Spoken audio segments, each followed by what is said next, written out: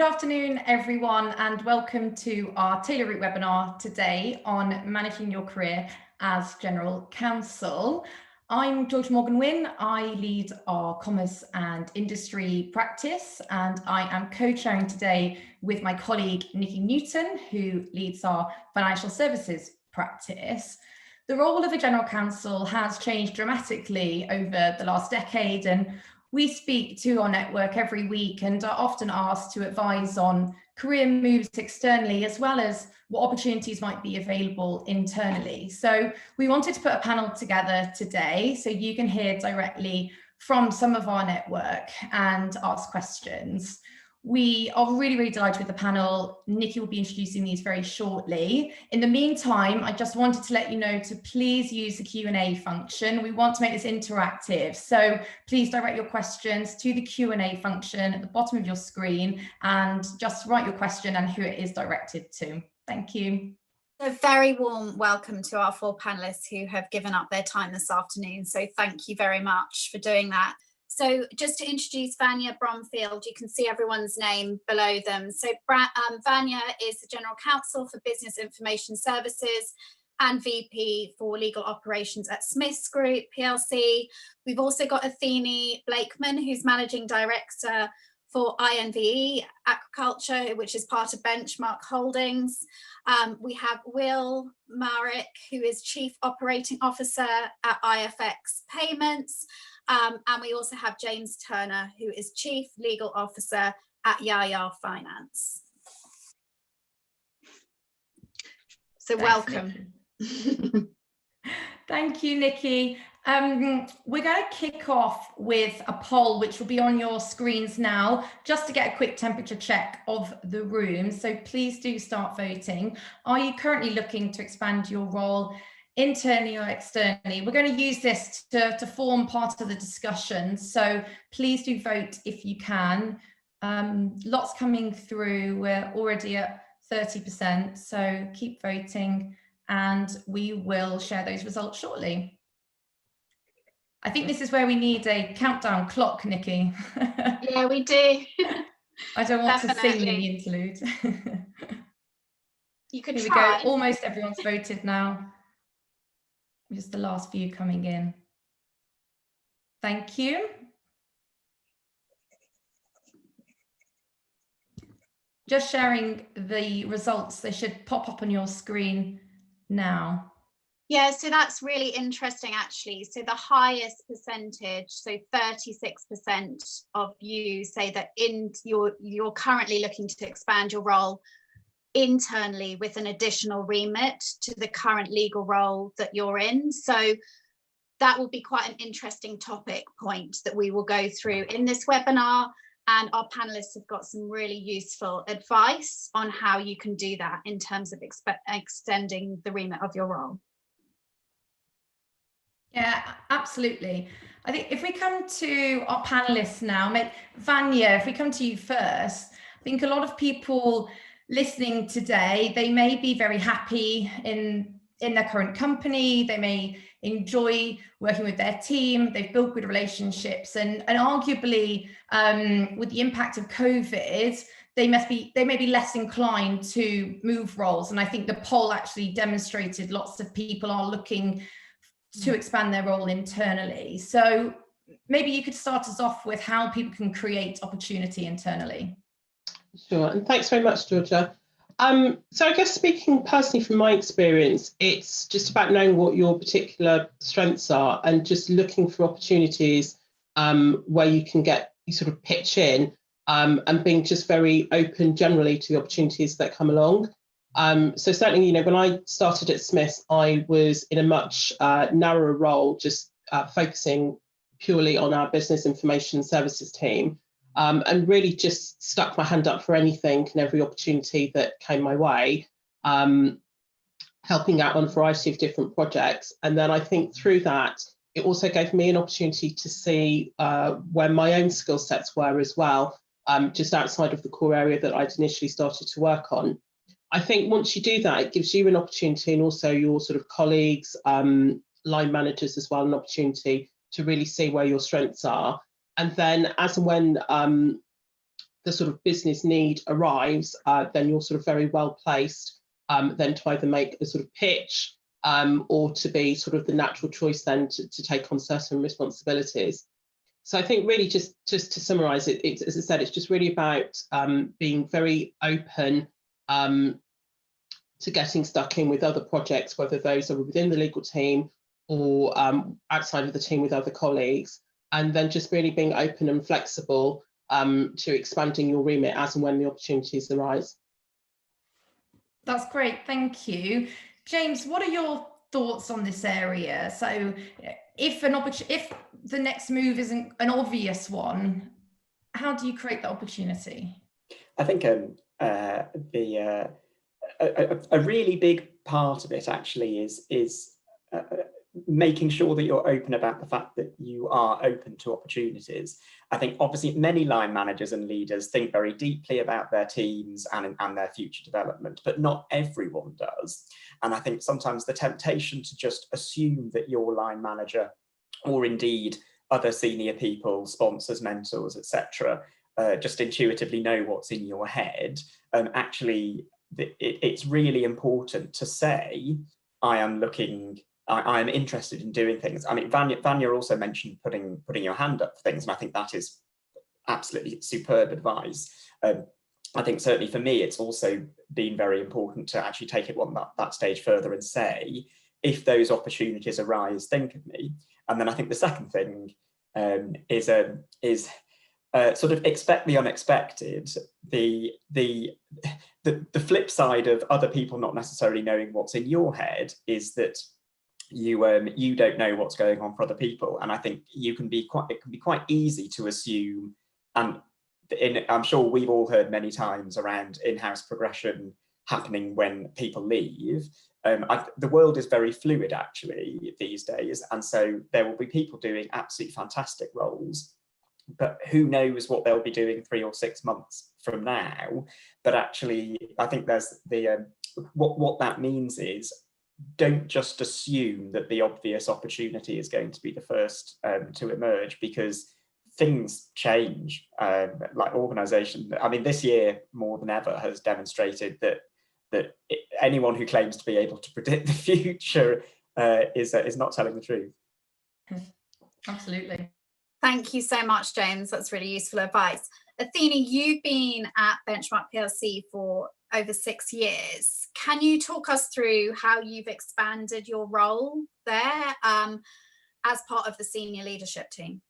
Yeah, sure. So I joined Benchmark as General Counsel more than 6 years ago, just after their AIM IPO, and it was a baby company at the time, and basically had the opportunity to grow a legal team from 1 to 7 over that period. And then about a year and a half ago, I had a very as James said, a surprising opportunity to move in to manage our largest division as managing director, which is our advanced nutrition division. So I'm now completely operational, commercial, not legal. And I think that really came about through, I think Vanya's advice was absolutely spot on. Really open your mind to picking up things that are not fully legal, and show that the skill sets that we have as lawyers are very transferable to other parts of the business. I think we're accustomed to thinking about risk and balancing risk, but looking positively, as well as in terms of a cautious way at that. I think lawyers also are accustomed to taking quick decisions, and you take decisions all the time. And I think that willingness to take decisions really helps when you're working with other parts of the business. So I'd say, I agree with Vanya, take opportunities outside the legal side. I think the other thing is, even in the legal role, it's very important to think about why you're there and what the business is looking to achieve. So really take the time to understand what is the business's strategy, what are their greatest opportunities, what timeframes are they looking at to achieve those opportunities, and make sure that what we're doing as lawyers supports achievement of that, rather than restricting all the time, really enabling. Because I think at the moment you start being seen as an enabler in the business, as opposed to, if you like, a force that holds things back. That really changes the mindset of where people can see you going within the organization. And that comes with building trust. I think it's also, alongside that, very important to communicate positively and talk about risk or downside or exposure or worst case. Think about would we be comfortable if this happened? Or, you know, gently challenging the business in a way that shows that you're really trying to enable it to succeed, and doing that in the best way. So I think, I mean, in terms of my journey, I opened up to doing lots of things beyond the legal role, and that ultimate, and I had conversations with my fantastic line manager who really mentored me into a more operational role, and told him what I wanted, and in time, you know, that opportunity materialized. And it was really as simple as really trying out new things, going beyond your comfort zone, and being there when the opportunity opened up, which it may or may not do, depending on the situation, I think. Thank you. That's great advice as well. Will, it'd be great to know, how do you engineer your move to COO at IFX Payments, and what skills prepared you for this? So a bit of a double question there. Yeah, engineer. Sounds like a bit Machiavellian, that, doesn't it? It wasn't quite engineering. I think I joined IFX really at a pivot point in its life cycle, where it was turning from being an FX brokerage into more of a payments fintech. And really what that required was someone with my skill set to come in. And the first thing I got to look at was applying for our e-money application, which really required me to gain a thorough understanding of not just the business, so we talk about things like operations, compliance, all that sort of stuff, but really get a deep dive into sort of who the stakeholders are in the organization, what their goals are, what constraints they're feeling, what pressures they're feeling. And I think when the COO position became available, I'll put it, it was one of those where I think the business naturally gravitated towards my skill set, which I think was more around being, as a lawyer, being a natural project manager, someone who can take a very high level view, absorbs, you know, Athene mentioned quick decisions, but I think it goes further than that, actually. I think it's someone who can take in a lot of information and process that quickly and give sort of sound, logical recommendations that can, that I think are skill sets, I think amongst other lawyers you sort of take for granted. But I think when you go into a business where there's a huge range of skill sets, I think that sort of thing's very valuable. As a COO, my job really is to work very closely with the board and determine what our strategic and sort of coherent action points are to achieve our mission, and then to communicate and manage that with the staff. So if I look at my skill set as a lawyer, I think there's that project management element. I think there's, I was trained as a barrister back in 2013. So I think that advocacy and that being able to communicate clearly and coherently to the staff and make sure that there's a very, very strong and clear message there, I think has been vitally important.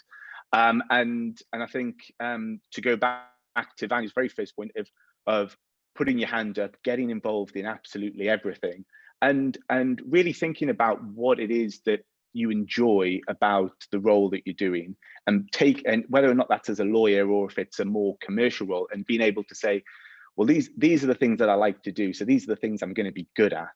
And I see that it might be in operations, it might be in compliance, but really give thought to the various aspects of the business that you work for, because they all vary in size and industry and all that sort of stuff, and really think about what it is that you want to do, and apply those skills accordingly.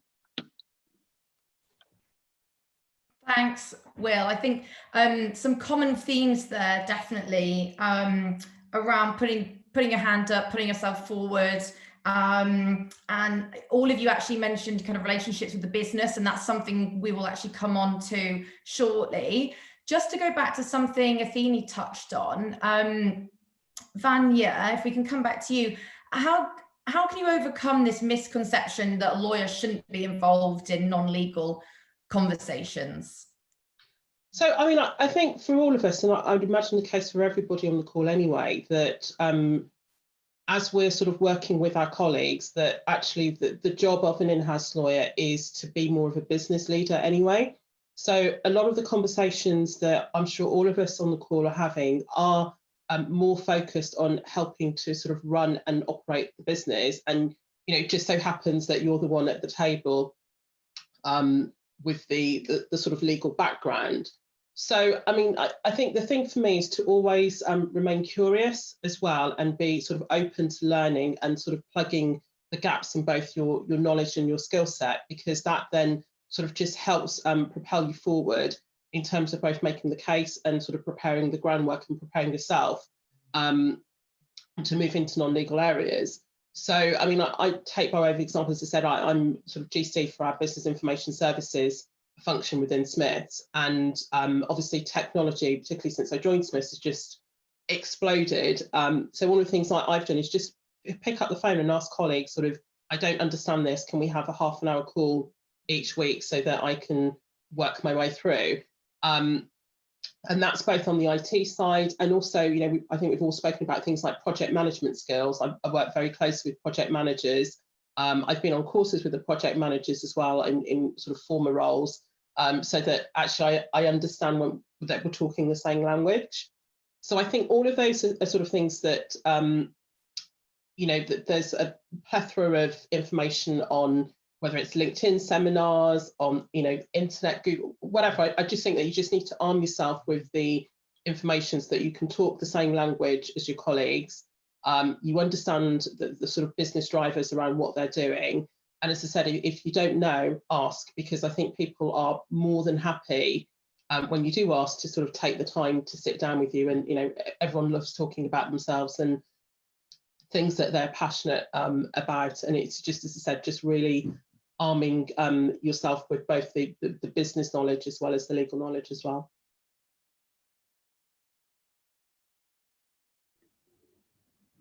Sorry, I was unmuting myself. Thank you very much. That was, again, very useful points. Will, I know obviously you've moved, you know, to your position now, but what would be quite useful is, you know, how can you be seen as a key business advisor rather than just a lawyer? And I don't mean just a lawyer, but, you know, some of the advice that you've learned along the way would be really useful. Yeah, actually, I think that's a very good question. One of the things that always irked me in-house is always just being the lawyer. And, you know, people kind of go the other way and think, you know, all of the laws, rather than you can do anything, go back the other way, which I think was something that always frustrated me. It's certainly someone who wanted to move into a more commercial and I suppose strategically focused role. One of the things I'd suggest is, I think whenever I've been presented with projects, I've always tried to really diagnose what the business's need is and what the objective is for whatever project that I'm being presented to. So we can really sort of get into the detail there around, you know, who's the owner of the problem, who are the stakeholders, what are the constraints, and really what does success look like for the project that we're looking at here. And I think that will guide you in sort of two ways. The first is that whatever legal advice you are giving, it means that you're being commercially minded. You're trying to achieve and work with the other stakeholders to try and achieve a goal, and facilitate adding value to the business. But I suppose then what it allows you to do is when we move off the legal aspect of it and we start talking about things like operations and strategy and things like that, then you have a good understanding of really what the goal of the project is, and you can contribute in other ways in a way that's actually trying to achieve value. And I think you can take sort of consultative methods, look at things like Tosca methodologies and adopt those sort of frameworks that can help you become a little bit more business minded. So that could be one approach if it's something that doesn't come naturally to you. I think something else you could do is just try and become more vocal within the organization and go and sit down with departmental heads or individual teams to say, what is it that you're doing? And like I said before, identify areas that you're interested in and go and sit down with them and say, what are you trying to achieve? What are your objectives for the year? And how can I help with that? And it doesn't have to be just from a legal perspective. It's can I just help carry some of that load? And you'll find that actually, any team leader is going to see you as a value add with your skill set, and I'm 100% confident that they would ask you to get involved in some shape or form. And naturally what will happen is that you just start to learn a lot more about the business, and you start to become a lot more involved, and that will then help you with the next project, and it'll help you get involved with the next thing. And naturally people will just see you as a little bit more holistic than just the lawyer, I think. And it certainly worked in my experience. Thanks. And Athene, I think you mentioned earlier about building trust. And I think that kind of leads on quite nicely in terms of what Will was saying. Can you talk us through how important it is to be proactive with building relationships and getting to understand other areas of the business, and how that's helped obviously your career? Yeah, I think it's absolutely key. I mean, I think it's important to take the time outside legal tasks, transactions, or whatever's going on, just to go and see the heads of however your business is organized. Go and see the leaders of different areas of the business, or your key customers within the business, and just talk to them. How are things going? What's been going on? What's coming up? And that removes so many frustrations and opens so many more opportunities. So you won't get involved with things late, you'll get involved with things early. You know, you're getting a chance to understand how a situation has evolved, but without having to have it explained at a late stage. You know, I think it really adds a lot of trust that between that part of the business and yourself, that you want to understand what they're doing, you really get their business, you get where they're going, you get what they're looking to achieve, and then you can anticipate situations coming up. It also allows you in those meetings where you haven't gone for any particular purpose to say, maybe I can help with that, or maybe I've got the tools for that, or maybe I can challenge you on that in this way. And it's a sort of an opportunity to exercise those legs that we talked about outside the legal framework. I think the other thing that is worth bearing in mind, which I didn't realize until I moved out of the legal world, is sometimes leading a business or a bit of a business can be quite a lonely role. And you don't always have people around you who will challenge you and who have the confidence to challenge you in every environment. And it's really nice sometimes to have someone you can bounce things off. And I now use our general counsel in that way. So I love to just call her and, you know, we have a chat and I talk about challenges in the business, and we think together. And that's something that as a general counsel you can do, which is incredibly valuable for people for leaders within the business. And it's not just the executive, it's throughout the business. Wherever you have a leader of a team, they might appreciate that. Not everyone, but they might appreciate that. So I think just really forming relationships on a more relaxed basis, understanding a business, not always just being there when there's a legal task to be done, is very important. Also get on the ground. You know, if you're not in the room, obviously COVID is a challenge there, but when you can, go and see the teams and work with them and spend some time with them, because I think you do open up trust in ways that you wouldn't otherwise manage over the phone, which is much more purposeful and much more limited. Thank you, Athene.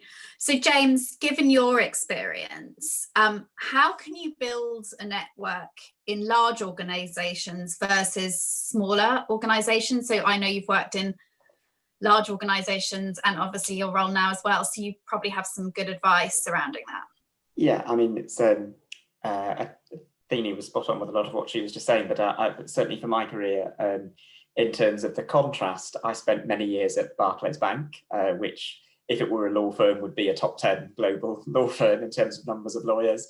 And then I was the first lawyer at my current employer, who, when I joined, had about 45. I think I was employee 44 or 45. So obviously, a very different experience in terms of building a network, but actually the principles that both Will and Athene have just been speaking about are actually very similar. In some ways, obviously, it's easier in a very small organisation because we were pretty much, pre-COVID, we were pretty much all in one room all of the time. But it's still the case that actually, if you want to really build a network, the key word there is build. The business will come and ask legal for help. That's what happens. It may not always happen at the right time or in a particularly productive fashion, but no in-house lawyer in any organisation sits around not doing anything. But actually, proactivity, I think, is really important. We are not just there to sit in the corner and wait to be asked questions on, like, what does clause X say? Certainly the most effective ways that I've seen of building networks is being really interested and curious in what people actually do. And I'd actually say if there's one particular difference between building a network in a mega organization like a Barclays Bank versus a startup, it's actually really understanding what people actually spend their time doing is massively powerful, because job titles don't tell you what people actually spend their time doing. Whereas in a startup, you do have a little bit more access to people, and also particularly very, very early stage high growth companies, actually, the reality is that people do what they need to do that day. Really, it's much more fluid. But I really, it sort of goes back to something that Vanya said a few minutes ago around being interested and curious in people, because certainly I've advised people who've reported to me in the past, just go and ask them what are their priorities, what are their aims, what are their challenges, because it's extremely rare, as Vanya said, that people don't like talking about themselves, basically. And you can really actually, from that, I think you can then start seeing people as people and colleagues and business partners and people with whom to collaborate, and not simply someone who annoys you by sending you an email at 5:30 on a Friday with a tricky legal question. Yeah, and they also they see you as an advisor and a colleague, and not just someone who you say, oh, well, legal, I can't be bothered to dig the contract out, so please can you tell us the answer? Yeah, or send you the late request. Yeah. I think there's a good question from Glenn, actually, as part of this conversation. He's asking one obstacle that he has sometimes experienced is when people from other functions think you're stepping on their toes. Have any of the panel experienced this? And has anyone got an example to show how they dealt with it? So I think for me, it's about working collaboratively and working together. So I work very closely with our procurement team, and often there is a bit of an overlap when you're looking at contracts and thinking, actually, have you mapped out what the commercial proposal is, and are things coming into legal, or are they coming into commercial, and who does what? And I think that the biggest thing for me is just working collaboratively. So actually, I have my procurement colleagues are part of we have a weekly one-to-one together, and we discuss things as a team. So it's the lines become blurred, but it's not about having clear boundaries that, oh, you've stepped over this and you mustn't step here. So I think it's that you've each got a common purpose and a common goal, and it's understanding that. So whether it's a particular deadline, or I think, as I think James and Will have all spoken about sort of really understanding the business drivers for your colleagues. And then I think if you're having that conversation together, it becomes a very sort of productive, collaborative conversation, as opposed to you sort of working in silos on, I'm in my area here, you're over there. And actually then that's where you get the sort of the tensions. So I think it's all part of the building a network as well, and building the relationship. And I'm a really big fan of picking up the phone as opposed to emailing, physically going to see people when I can. Obviously COVID and working globally doesn't always work, but as I said, I think the key thing for me is actually, if you're working collaboratively, and whether it's on processes that you work together so that you're all sort of feeding in to the same process, the same sort of project, the same aim, then I think that, as I said, the tensions that can come if you're working in silos then tend to disappear. Can I add one point to that? I think the other thing I would think about on that question is make other people feel good and make them look good. And when you think about it from your perspective, if you go to the office and someone says, "Oh, you're really doing a good job," and they make you feel like that you're having a good day, and they make you feel proud, and they make you look good in front of others, you feel good about working with them, right? That's how you need to make other people feel in the business about working with you, particularly when you're a lawyer and you are seen as potentially someone who is holding them back, or because of that nature of that name that you have against your role. So I really just think whenever you're talking to someone, think about how can I make this person feel as good as they can about the situation, about what we're going through, and feel like they're succeeding and we're succeeding together, and make them look good in front of their peers. You don't need to look good every day. You know, people will work that out over time. You have to have confidence that people will see your talent over time. So that would be the one thing I'd add there. I think that's really, really good advice, actually, because I do the way I was going to look at it is and I've experienced those sort of risk of sort of turf wars or treading on toes and what have you, and I've seen it in a number of different organisations. And I think the way to overcome that is to be really clear that you're not seeking to grab power or influence or anything, that you are that both of you, or however many of you there are, do actually share a common goal, which is finding the best solution to the challenge. And I think what then goes hand in hand with that, which I think was implicit in what Athene was saying also, is being really obvious about not trying to grab the credit.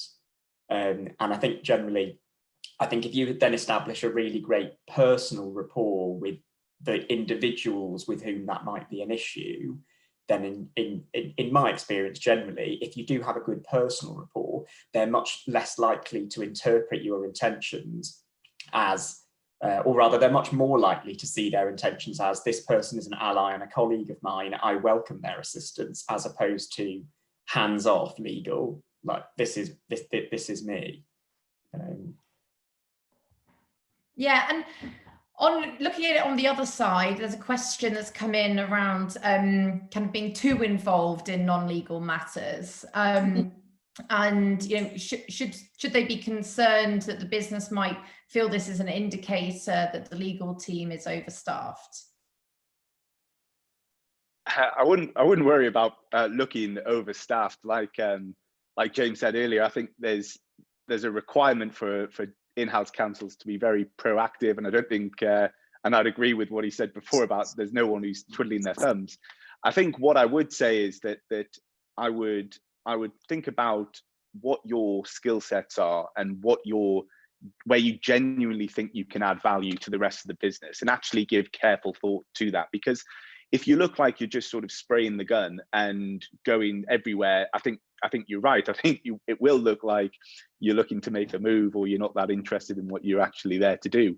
But if you actually give some real thought, and it's tailored, it's meticulous, and actually you're there to genuinely add value, I can't see why anyone would look poorly on that at all. Yeah. There are a couple of questions for you, Will, if you're happy to keep going. There's two questions around whether or not people should look at doing an MBA. So I think someone spotted that you're doing it. Someone's done some good research. Yeah, you know what? I'm doing mine part-time. I'm actually final project due next week. I would definitely say it's added enormous value in my skill set. I think I decided that I wanted to make the change into a more strategic role, about 2 or 3 years ago, and decided that doing an MBA would offer me a knowledge base of all the different areas that I wasn't quite, as familiar as I should be if I wanted to move into this role. So everything from your accounting to marketing to strategy, and you name it, you cover it all. And it's doing it part-time. I did it doing it in Imperial Business School. It's been a fantastic experience. It's a great university, and I definitely encourage anyone who's looking to not step away from their work entirely, to do something like that. It's what I've learned there. I've been able to come into the office the next day and apply that immediately, and it's given me a bit of a platform to look at the business more holistically and bring in more of that information to make better decisions. And it's something that I'm probably, with 1 week left, I'm glad it's coming to an end, but I'm delighted I've done it. And like I said, I'd recommend, if you are looking to move away from a legal career, that the skills you get from an MBA will certainly help you do that. that kind of leads quite nicely on, actually, just to, well, thank you, but to the rest of the panelists as well. What core skills do you have that you think have assisted you in your roles in terms of, you know, where you currently are now? What are the core skills that have assisted you to get to where you are? Athene, do you want to start and take that one first? Yeah, sure. I think there are some really, I think lawyers, the legal training gives you a really good discipline, and sometimes we underestimate that discipline that we go in with. And I think, you know, you have logical thinking, an ability, as someone said earlier, to assimilate a lot of information and then process that in a logical way to come to a conclusion. But there's another thing that I would add, and I know there are one or two questions on this that I've seen come through, is it's so important to understand finance. And when you go into a business, you don't always understand finance, because I definitely didn't. And it spent my time when I was in board meetings, when I got board packs, understanding every single line of that P&L. What's on the balance sheet? What did these things mean for the business? Why do we look to capitalize R&D costs? How can we do that? You know, and making sure that you really understand absolutely everything relating to the financial aspects to that business, because it fits so closely together with the legal side on everything you do. But if you don't understand that, then there'll always be you know, you're not adding as much value as you could. I think you'd always need the finance team to be inputting in a different way. So I would say that would be one area where I developed my skills in-house a lot and spent a lot of time working on it, but it's absolutely worthwhile. But I'm sure the rest of the panel have more, you know, more skills to add to that one and that lot. I think one thing I think in terms of legal skills, and I'll come back to the finance in a second because I saw that question. I think it's a really important subject to address. But I think lawyers ask really good questions because effectively legal training is essentially critical thinking training, really, when you boil it right down. I think non-lawyers assume, and I've actually had direct feedback from some very young colleagues of mine in the business who think that being a lawyer involves like just memorizing law books, going into law libraries and just memorizing thousands of pages of law. And as we all know, that's actually not what happens all of the time. But it does mean, and certainly I've had teams that I've led in the past when I've had people starting out in their careers saying, actually, how do you build influence? I've said, don't forget, you have a remit to ask questions of everything, of every proposal, of every strategic decision, and almost all of the time, your question will be a good question. And indeed, many cases, in many situations, the thrust of the question will be questions that other people also have in their heads. But I think lawyers as a breed articulate their questions well in a way that doesn't have to be or won't be interpreted necessarily as an attack or a criticism of the proposal, but often teases out helpful information. And I do generally think that we're pretty good at that. The flip side of that is I would completely agree with Athene, and it's interesting, Athene, when you mentioned board packs. I definitely devote the bulk of my time preparing both for our leadership team meetings and board meetings on truly understanding those numbers. Because actually, we are a private equity backed business in an early stage of growth, and we spend a lot of time, I assure you, in board meetings talking about numbers. And I don't think it means that people should necessarily rush off and sort of become a chartered accountant in their spare time necessarily. But I think you do need, I think it's really important, in order to add the most value, you have to avoid having a mindset of, okay, now we're in the numbers bit, I have nothing to contribute, so I'll just sit here and wait until we get back to the bit where I can contribute. I think that is unfortunately, unless you are also, as it happens, a chartered accountant as well, and that does mean that there's no real substitute for actually spending time preparing that stuff. And that's not, as I say, that's not necessarily with the view to sort of wading in and going toe-to-toe with the CFO on what's going to happen in the third quarter, but it's just, you gain so much more credibility from people who think in numbers if you show that you understand what's going on. And I mean that would, I would almost say, particularly people going into a first lawyer or a sole counsel role, I'd almost say that's my single biggest top tip actually. Do what it is you need to do to be comfortable being in those conversations. You don't necessarily need to win all the debates, but you have to be comfortable sitting there. Thanks. Will or Vanya, do you have anything else to add to that piece? Go on, no, Vanya. Thanks, Will. I was going to say, for me, I think it's around the continuous development, and I think there was a question that I saw on this from the attendees, and I think we all have to do continuous development, as in order for sort of CPD.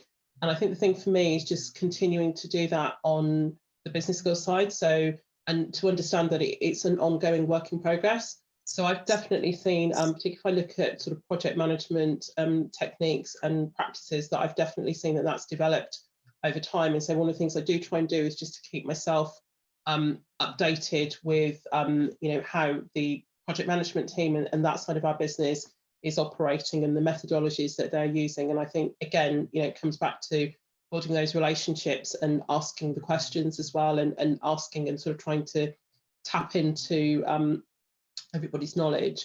I think the other thing is just taking the opportunities within the wider organisation for some of the sort of continuous improvement programs that are being rolled out. So I know we've got a hugely fantastic program at Smiths around excellence, and through that I've had the opportunity to do a green belt qualification, and again that's just been opened my eyes certainly to different ways of thinking about problem solving, and again I think it's just being open and flexible to, and just giving yourself the time as well to be able to look at all of the different learning opportunities that your organisations are offering, and where possible just tapping into those. Yeah, I'm going to echo Vanya's point, because I think continuous development and learning outside of the role, especially if you're going to be exploring new sectors, is key for anyone's professional development. To pull it back to the MBA and what you learn about financials, and it's not just about, it goes beyond reading the P&L. It's actually learning that people can present their accounts in a way that shows what they want to show, and it's having that awareness. It's not knowing, you don't have to be an accountant, you don't have to go into all the nitty-gritty details. What's the raw data behind that? That's for your accountants to know. But like James said, you need to be able to stand in a room and say, well, ask the right questions, test the data properly, and just be comfortable in that environment. But really what qualifications you do outside of work, or what extra training you do, or what you kind of get exposed to, really comes down to the original point that, without sounding like a broken record, is really thinking about where do you want to add value? What is it that you want to do? Once you've really thought about that, there are a whole host of courses outside of your work. Universities, there are places like CISI, Chartered Institute for Security Investments. They do lots of sort of online learning, and you can really sort of broaden your horizons with things like that. Yeah, that's really interesting. We've also talked a lot about internally, and what you do internally, and how you build your network internally, and your relationship with the senior leadership team as well as everyone else in that business. How important is your external network, just to you as an individual? Vanya, would you like to take that question? Yeah, sure. I mean, I think for me it's been critical. I've been hugely fortunate to have some great sponsors internally at work, but equally I think it's important as well to be able to have a sort of dialogue with sponsors externally as well, and whether it's bouncing ideas off people, just understanding also other people's sort of career trajectory, particularly if it aligns to some of your own aspirations. Again, I think tools like LinkedIn have been invaluable, conferences, networking opportunities. So I think it's, again, just leveraging all of those and just taking that extra step to sort of make the connections where you can, and sort of leverage those whenever you need to.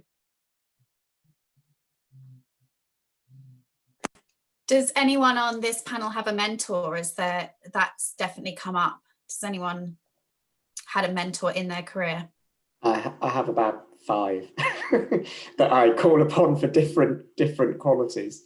And then when I tell people that, they always say I'm very greedy and I'm probably denying other people a mentor. And I say, no, that's not how it works.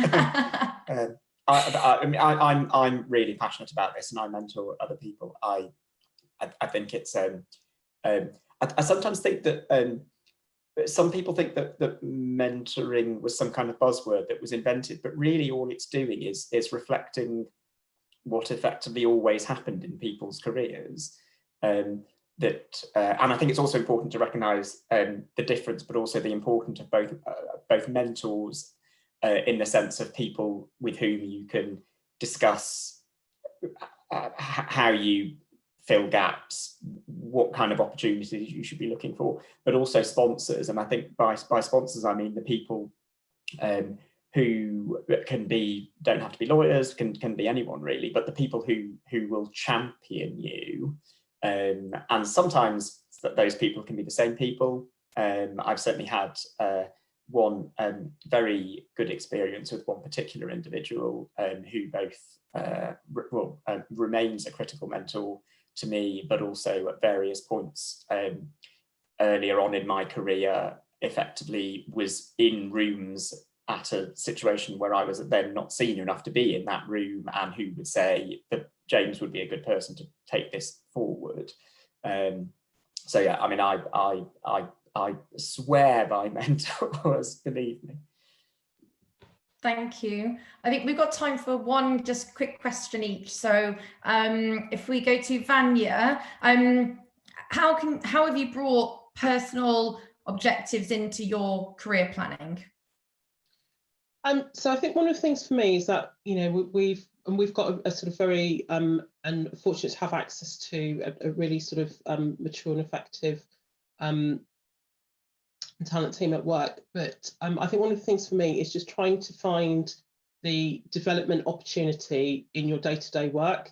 So I've done in lots of previous organisations as well, where you've done a development plan and then found that it's contingent on a lot of different factors and circumstances which aren't necessarily within your control. So you might do the plan, but then your ability to absolutely execute it, you know, it doesn't always come to fruition. So for me, it's really about looking at what your work objectives are each year, and then understanding in sort of carrying those out, and also some of the ancillary projects that you also put your hand up for, where the development opportunities are, because I think then that you're much more engaged anyway in what you're doing, because you're doing it for your own benefit as well as your sort of working objectives for the year. But you're also much more likely to succeed as well in terms of those development opportunities. And Will, what would you say your key learning has been throughout your career so far? Oh, key learning. I suppose just constantly learning has been a bit of a lifesaver, I suppose. You know, if you feel like you're not learning in your role, I think I'd encourage people to be learning outside to try and move on to the next thing. But you know, if you're surrounded by fantastic people who you can be learning a lot from, and there's an opportunity there to immerse yourself in, then obviously that will give you that teaching. So as long as you're always moving forward, you're always, you know, on the path to achieving something. You know, just try and make sure that you stay out of any rut. Sometimes you can get bogged down. You can feel like you're doing the same thing over and over again, and it can be, especially in sort of these circumstances when we're all locked up at home, it can be quite soul destroying. So as long as you feel like you're always moving forward, I think you'll get where you want to get to. Perfect, thank you. And this is for Athene and for James. I'd like to ask you the same question, obviously not at the same time, but what has been the best piece of career advice that has been given to you? Or what would be the best piece of career advice that you would like to pass on? I'll take it. If you're okay, James, I'll take it first because one just sprung into my head and I thought, yes, that's it. I think for me, it wasn't actually, it was given to me when I took the managing director role. So after I left the GC role, but I think it applies right the way through your career. I sat down with the previous CEOs of the company I now run. Since 1983, every CEO, we were at the table and we talked about what's the one thing that they should help me take forward. And they said, spend 30% of your time thinking about the present and the past, and 70% of your time thinking about the future. And I have to say, I think about that advice every single week of my life, and in the job, and I'm trying to achieve that. It's sometimes really hard when you have crises and operational things going on, but I think it's really relevant because it is what a business needs to do to succeed, and therefore it is what your legal team needs to do to succeed, because you need to be doing what the business is doing. And actually, I think that's probably, for me, without a doubt, the best piece of advice I've ever had. So. Brilliant. I think actually mine is slightly connected to that as well, actually, which is the best piece of advice that I've had in terms of thinking about your career is that a career is a really long time.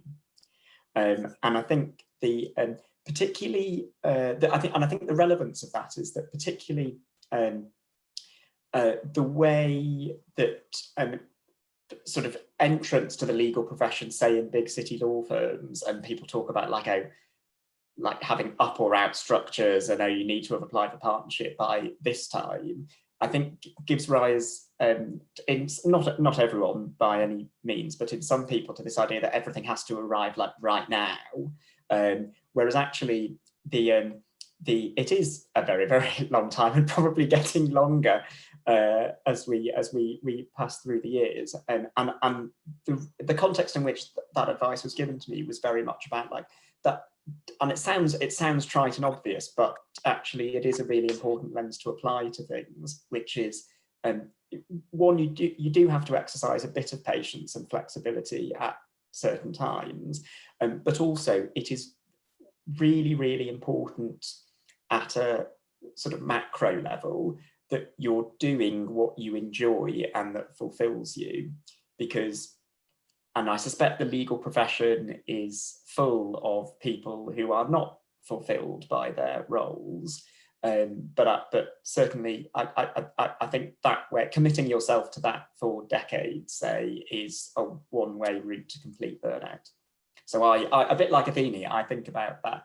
And it's the overlap, I think, was a bit about the thinking about the future and not focusing too much on the past in particular. But I think about that, I bear that in mind very, very regularly.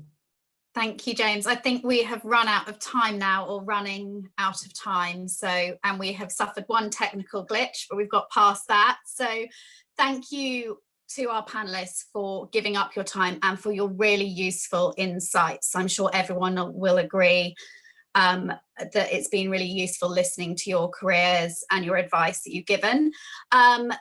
Also, thank you to everyone who's attended the webinar as well. We have recorded this webinar, so there will be a link if you would like to see the recording or pass this on to any colleagues as well. Just please do contact Georgia and I, and we'd be happy to send that to you as well. But thank you very much, everyone.